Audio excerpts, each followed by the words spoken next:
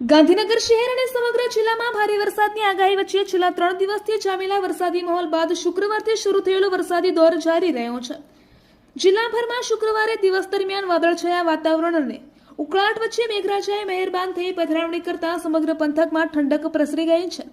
હવામાન વિભાગના સત્તાવાર આંકડા અનુસાર શુક્રવારે સવારે 6 વાગ્યાથી આજે શનિવારે સવારે 6 વાગ્યા સુધીના છેલ્લા 24 કલાકના સમયગાળા દરમિયાન ગાંધીનગર જિલ્લામાં કુલ 10.24 ઇંચ નોંધપાત્ર સાર્વત્રિક વરસાદ વરસ્યો છે। ગાંધીનગર નજીક આવેલા અડાલજ કોબા હાઈવે આંબાપુરા ગામની સીમમાં આવેલી કન્સ્ટ્રક્શન સાઇટ બહાર પાર્ક કરેલી કારનો કાચ તોડી તસ્કરોએ ઓફિસ લેધર બેગની ચોરી કરી છે।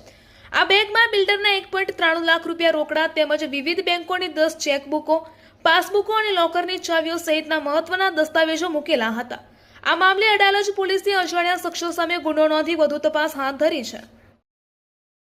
હવામાન વિભાગ દ્વારા રાજ્યમાં કરવામાં આવેલી અતિભારે વરસાદની આગાહીને પગલે ગાંધીનગર જિલ્લા વહીવટીતંત્ર દ્વારા સુરક્ષાત્મક પગલાં લેવામાં આવ્યા છે। વિદ્યાર્થીઓની સુરક્ષા અને જાનમાલની સલામતીને ધ્યાનમાં રાખીને આવતીકાલે તારીખ 1 ઓગસ્ટ શનિવારના રોજ ગાંધીનગર જિલ્લાની તમામ શાળાઓમાં શૈક્ષણિક કામગીરી સંપૂર્ણપણે બંધ રાખીને ફરજિયાત રજા જાહેર કરવાનો મહત્વનો આદેશ બહાર પાડવામાં આવ્યો છે।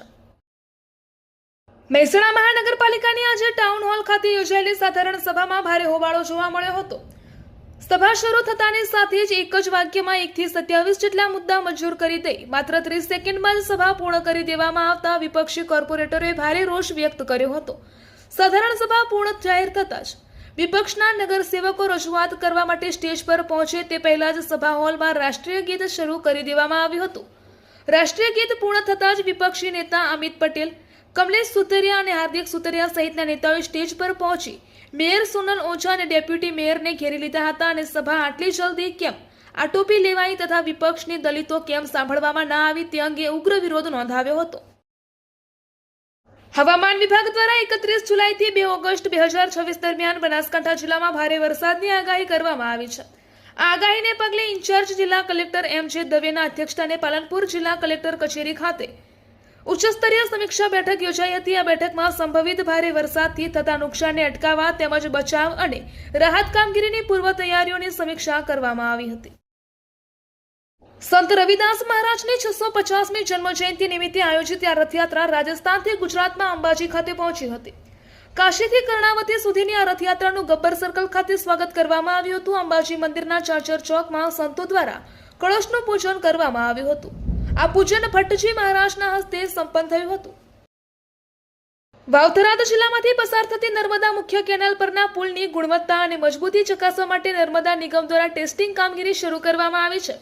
આ કામગીરી અંતર્ગત થરાદ વિસ્તારમાં મુખ્ય નર્મદા કેનાલ પરના પુલના કોન્ક્રીટના સેમ્પલ લેવામાં આવ્યા છે। આ સેમ્પલને વધુ તકનીકી તપાસ અને ગુણવત્તા પરીક્ષણ માટે લેબોરેટરીમાં મોકલવામાં આવ્યા છે। આ કામગીરી હજુ ચાલુ છે।